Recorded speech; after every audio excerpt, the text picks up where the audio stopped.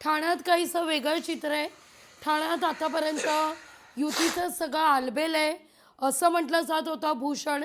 पण इथं मात्र श्रीकांत शिंदे यांच्याकडून स्वतंत्र प्रचाराचा नारळ वाढवला जातोय. नरेंद्र कोठेकर सुद्धा आपल्यासोबत स्टुडिओमध्ये आहेत, त्यांच्यासोबत मी चर्चा करणार आहे. पण भूषण, ठाण्यात नेमकं काय सुरू आहे?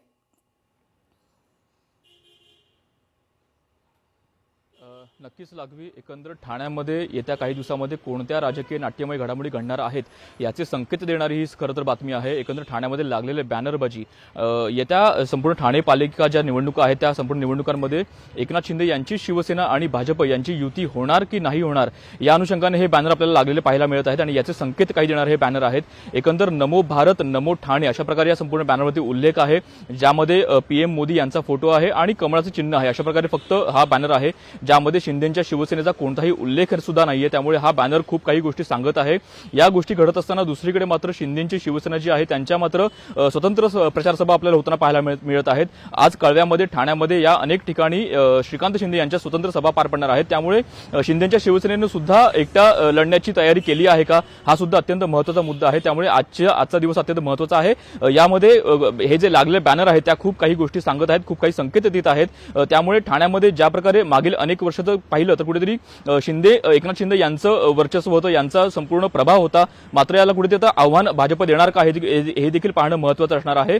सोमवारपर्यंत या संपूर्ण गोष्टीची घोषणा होईल अशा प्रकारे देखील सूत्रांची माहिती मिळत आहे. त्यामुळे नेमकी सोमवारी कोणती घोषणा होते किंवा आजच्या ज्या श्रीकांत शिंदे यांच्या ज्या सभा पार पडणार आहेत त्यामध्ये श्रीकांत शिंदे काही संकेत देतात का हे देखील पाहणं महत्त्वाचं असेल. मात्र आजचे बॅनर आणि श्रीकांत शिंदे यांच्या स्वतंत्र प्रचार सभा या खूप काही गोष्टी सांगत आहेत. त्यामुळे ठाण्यामध्ये युतीमध्ये अलबेल नाही हे वारंवार अधोरेखित होताना पाहायला मिळत आहे. लागवी, अगदी युती ठाण्यात फार काही आलबेल नाही असं दिसतंय. पण हे चित्र काल अमोल पुण्यातही दिसलं. या ठिकाणी भाजपच्या दावणीला आमचा पक्ष बांधलाय असा सूर पुण्यातील शिवसेनेच्या कार्यकर्त्यांनी आळवलेला आहे. त्यामुळे जी ठाण्यात परिस्थिती तीच पुण्यात आहे का?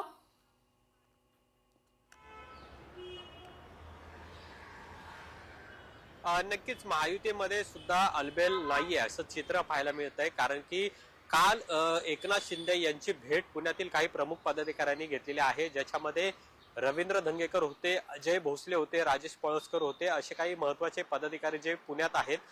त्यांनी एकनाथ शिंदे आणि उदय सामंत यांची भेट घेतलेली आहे. भाजपकडून जो 15 जागांचा प्रस्ताव शिवसेनेला दिलेला आहे तो त्यांना अमान्य आहे. किमान 25 जागा घेतल्याशिवाय मागे हटायचं नाही अशा पद्धतीची भूमिका काल एकनाथ शिंदे यांनी सुद्धा या बैठकीमध्ये घेतलेली आहे. जर भाजप शिवसेना म्हणून महायुती म्हणून जर लढायचा असेल तर भाजपने सुद्धा तितकं सहकार्य करणं हे अपेक्षित आहे. अशा पद्धतीचा सूर हा कालच्या बैठकीमध्ये पाहायला मिळालेला होता.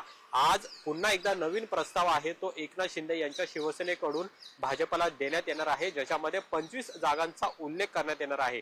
मुळामध्ये 15 जागा ज्या भाजपकडून शिवसेनेला देण्यात येत आहेत त्याच्यामध्ये बऱ्यापैकी अशा जागा आहेत ज्या शिवसेनेला नको आहेत, म्हणजे तिथं त्यांची जागा ताकद नाहीये. मात्र त्या जागा भाजप त्यांना देऊ इच्छित आहे आणि त्यामुळे कुठेतरी ही नाराजी शिवसेनेमध्ये सुद्धा आहे. शेवटच्या क्षणापर्यंत काय होईल याची हे सांगू शकत नाही असं सुद्धा शिवसेनेने म्हटलेलं आहे. आणि त्यामुळे गेल्या निवडणुकीला पुणे महानगरपालिकेमध्ये 2017ला ऐनवेळी जी महायुती तुटलेली होती, ज्याच्यामध्ये शिवसेना भाजप स्वतंत्र लढले होते, तीच परिस्थिती पुन्हा एकदा उद्भवती का हे पाहणं महत्त्वाचं असेल. त्याच्यामुळे काल भाजपने जरी त्यांच्या मुंबईमध्ये उमेदवारांची यादी घोषित केलेली नसली, मात्र ती जी ठरलेली जरी असली तरी मुद्दा लक्षात येतोय. खरं तर स्वप्नील आपले प्रतिनिधी सुद्धा आपल्या सोबत जोडले गेले. स्वप्नील, जे पुण्यात सुरू आहे, जे ठाण्यात सुरू आहे, तेच मुंबईतही सुरू आहे.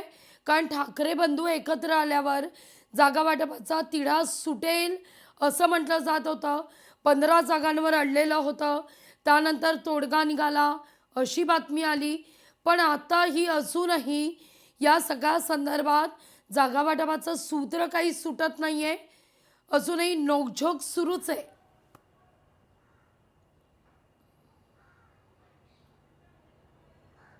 लागवी, नक्कीच युतीमध्ये अद्यापही नोकझोक सुरू आहे. खरं तर ठाकरे बंधूंनी युती घोषित केलेली आहे. एकीकडे जागा वाटपाची चर्चा ही पूर्ण झालेली आहे आणि कोणताही पेच नाही असं संजय राऊत यांनी म्हटलं होतं. मात्र अद्यापही 2 ते 3 जागांवरती पेच पाहायला मिळतोय. एकीकडे जर 194ची जागा ही मनसेच्या संतोष धुरी यांना तिकडे तयारी करण्यासाठी पक्षाने आदेश दिले होते, मात्र आता त्यांचं तिकीट कापलं गेलेलं आहे.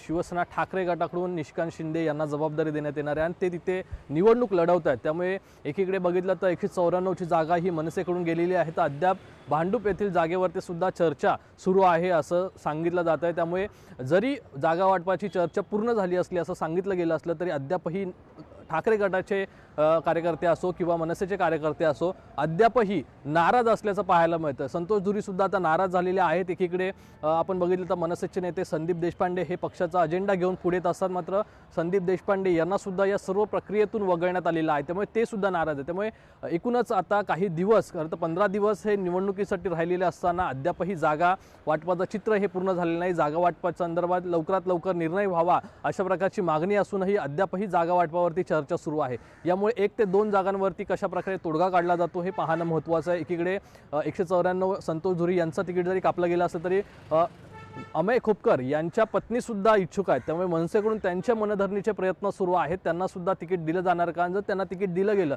तर ठाकरेच्या कोणत्या उमेदवाराचं तिकीट कापलं जाणार हा सुद्धा प्रश्न उपस्थित होतो. त्यामुळे अद्यापही ठाकरे बंधूंमध्ये ही जागा वाटपासंदर्भात चर्चा ही सुरू असल्याचं पाहायला मिळतंय.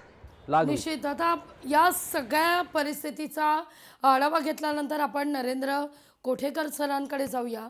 नरेंद्र सर, नगरपालिका निवडणुकीच्या निकालानंतर मनपा निवडणुकीमध्ये सगळं काही लवकर सुटेल असं वाटत होतं, पण एकूणच हे सगळं चित्र बघितल्यावर सगळंच तांगडं आहे. अर्थात आपण म्हणता त्याप्रमाणे सगळंच तांगडं असण्याचं मुख्य कारण म्हणजे कोण मोठा भाऊ. त्या महापालिकेमध्ये कोण मोठा भाऊ याच्यावरती सूत्र यांचं जमत नाही आहे. यांच्या बैठका होत आहेत, जागा वाटपच्या चर्चा होत आहेत, मात्र आपल्याला आपल्या जागा हव्या आहेत. म्हणजे भाजपचं म्हणणं असं की गेल्या महापालिकेमध्ये ज्या पण जागा असतील, ज्याला मिळाल्या असतील, त्याच्यानंतरचं चित्रच बदललं. म्हणजे 2017च्या महापालिका निवडणुकांनंतर मधल्या काळामध्ये खूप राजकीय उलाढाली झाल्या, पक्षांची अदलाबदल झाली, तर ते सूत्र अनुसरून भाजपला जसा तो विधानसभेत मोठा भाऊ आहे तसा प्रत्येक महापालिकेत मोठा भाऊ व्हायचा आहे. भाजपची ताकद जी आहे ती स्थानिक ताकद असंच म्हणते की आपल्याला स्वबळावरती लढायचं आहे, म्हणजे महापालिकांच्या सत्तेवरती आपणच बसू. आपण फक्त म्हटलं तर ठाणे, पुणे, नाशिक किंवा कल्याण डोंबिवली इथपर्यंत चर्चा मर्यादित ठेवतो, पण 29 महानगरपालिकांचा जर आपण विचार केला तर ज्या ज्या स्थानिक आघाड्या आहेत किंवा ह्या राजकीय पक्षांच्या युत्या आणि आघाड्या आहेत याच्यामध्ये कुठेही एकवाक्यता नाही आहे. आणि एकवाक्यता नसल्याचं एकमेव कारण म्हणजे अमुक वॉर्डातून माझाच माणूस निवडून आला पाहिजे हा जो स्थानिकांचा आग्रह असतो, आणि या स्थानिकांच्या आग्रहाला नेत्यांना अवेरता येत नाही. नेत्यांनी जर त्याचं अवेरलं तर मग पुन्हा बंडखोरीची शक्यता असते. आज आपण जर बघाल तर 30 तारखेला अर्ज दाखल करण्याची अंतिम मुदत आहे, म्हणजे आजची 27 तारीख, राहिलेत फक्त 3 दिवस. जागा वाटपाचं सूत्र ठरत नाही. AB फॉर्म देणार असं म्हटलं जातं आहे, पण AB फॉर्मचं अद्याप वाटप नाही. AB फॉर्म न देण्याचं कारण एकच असतं की AB फॉर्म वाटप झाल्यानंतर बंडखोरी बळावते, आणि ही बंडखोरी टाळण्यासाठी प्रत्येक पक्ष आपापले AB फॉर्म स्वतःकडे राखून ठेवते. प्रत्येकाला सांगते की तुझा आम्ही विचार करतोय, तुला उमेदवारी दिली जाईल, पण तसं प्रत्यक्षात घडत नाही. राजकीय पक्षांचं आता असं झालं आहे की जिथे जिथे बिनसतं आहे तिथे तिथे माझं स्वबळ कसं येईल किंवा मला दुसऱ्या कोणाबरोबर निवडणूक लढून तिकडची सत्ता काबीज करता येईल का. कारण आपण कालच्या घडामोडी बघितल्या. कालच्या घडामोडीमध्ये 2 राष्ट्रवादी एकत्रित येणार अशी जवळपास चर्चा नक्की झाली होती, पण त्यांचं चिन्हावरून फिसकटलं. अजित पवार गटाचा आग्रह असा होता की सगळ्या निवडणुका या घड्याळ चिन्हावरती लढाव्यात, पण ते शरद पवार गटाला मान्य नव्हतं. आज सकाळी जर आपण पुन्हा जर बघितलं तर अमोल कोल्हेंनी अजित पवारांची भेट घेतली, अर्धा तास चर्चा केली, म्हणजे पुन्हा ते जे बिनसलं होतं ती पुन्हा जुळवाजुळव सुरू झालेली आहे. इकडे आपण जर बघितलं तर मनसे आणि ठाकरेमध्ये जे काही वॉर्ड आहेत त्या वॉर्डामध्ये कोणाचा उमेदवार असणार, म्हणजे जागा वाटप जरी ठरलं असलं तरी तो जो आग्रह असतो ना की नाही इथून ह्याला निवडून दिलं, म्हणजे आपण ज्याला म्हणू की निवडून येण्याची त्याची ताकद, त्या उमेदवाराची ताकद, याच्यावरती त्या पक्षाचा विचार असतो. पण भाजपचा आग्रह प्रत्येक ठिकाणी जर आपण बघितला तर तो असाच आहे की आम्हाला सर्वाधिक जागा हव्यात, कारण राज्यात केंद्रात जी मोठी ताकद त्यांची आहे ती त्यांना प्रत्येक महापालिकेत करायचं आहे. आणि अंतिम अर्ज दाखल करायला अवघे 3 दिवस असतानाही हे जागा वाटपाचं त्रांगणं अद्याप सुटलेलं नाही आहे. लागली अगदी. त्यामुळे नरेंद्र सर, एकूणच सगळं हे चित्र बघता हे 31 तारखेपर्यंत अशीच परिस्थिती कायम राहणार की कुठेतरी कोणाला तरी बॅकफुटला यावं लागणार? जर युत्या किंवा आघाडी करायची असेल तर कोणत्या तरी एका पक्षाला, म्हणजे आपण म्हणतो ना, 2 जण जर एकाच पद्धतीने भांडायला लागले तर त्यातून कधीच मार्ग निघणार नाही. चर्चा करून मार्ग निघतो आणि ह्या चर्चेमध्ये जेव्हा एका पक्षाचं मान्य करायचं आहे त्या दुसऱ्या पक्षाला त्याच्यावरती समझोता म्हणजेच माघार घ्यावीच लागेल. जर चांगल्या पद्धतीने निवडणुकांना सामोरं जायचं असेल तर युती आणि ह्याच्यामध्ये जी रणनीती त्यांची ठरली असेल, राजकीय रणनीती, त्याच्यानुसार त्यांना एकाला कोणातरी माघार घ्यावं लागेल. शिंदेंना ज्या पद्धतीने भाजपाने ठिकठिकाणी जागा दिलेल्या आहेत त्याच्यावरती शिंदे आणि त्यांचे समर्थक पूर्णतः नाराज आहेत. म्हणजे त्यांचं आपण जर मुंबईचं उदाहरण घेतलं तर मुंबईमध्ये पण त्यांना फार कमी जागा दिल्या होत्या. त्यांचं सुरुवातीचं म्हणणं असं होतं की ज्या जागांवरती म्हणजे धनुष्यबाण चिन्हावरती 2017ला जे जे उमेदवार निवडून आले तेवढ्या सगळ्या जागा आम्हाला होत्या आणि ती जी संख्या आहे ती 83 संख्या होती शिवसेनेची. म्हणजेच सुरुवातीलाच शिंदेना 83-80 जागा हव्या होत्या पण त्या भाजपने देऊ नाही केल्या. त्यांनी ते एक प्रेक्षर टॅक्टिक्स केलं की आम्ही तुम्हाला इतक्याच जागा देऊ तितक्याच देऊ. जी रणनीती मुंबईत आहे ना तीच अन्य महापालिकांमध्ये दिसून येते आणि ही रणनीती कुठे ना कुठे जागा वाटप ठरण्यात अपयशी ठरते. आपण जागा वाटपाचं सूत्र परत असं असतं की अन्य पक्षांची रणनीती काय आहे हे जाणून घेणं. अर्थात त्यांच्या इनसाईड स्टोरीज त्यांच्याकडे असतातच की कुठला पक्ष कुठला उमेदवार निवडेल. कारण उमेदवारी देताना किंवा जागा वाटप करताना आपला कुठलाही उमेदवारच असेल, युतीचा असेल, आघाडीचा असेल, म्हणजे शिवसेनाचा, फडणवीसांचा असेल, तो उमेदवार तिकडे निवडून कसा येईल ह्याच्याकडे प्रामुख्याने लक्ष द्यायचं असतं. हे जर विचारात घ्यायचं असेल तर समोरच्याची रणनीती जाणून घ्यायची असते. आता आपण महाविकास आघाडीत बघाल तर काँग्रेस पूर्णतः बाहेर पडलेला आहे. म्हणजे काँग्रेसची मतं एकीकडे जातील. शिवसेनेमध्ये म्हणजे ठाकरे गटामध्ये आणि मनसेमध्ये जरी मुंबईमध्ये त्यांची मतं एकत्र येणार असेल मुंबई आणि ठाण्यामध्ये तरी त्यांच्या युतीचा परिणाम राज्यातल्या सगळ्या महापालिका निवडणुकांवरती पडणार नाहीये. निश्चित. त्यामुळे येणाऱ्या काळात नेमकं काय काय होत आहे हे पाहणं महत्वाचं आहे. लोकशाही मराठी ऐका, पहा, जागरूक रहा.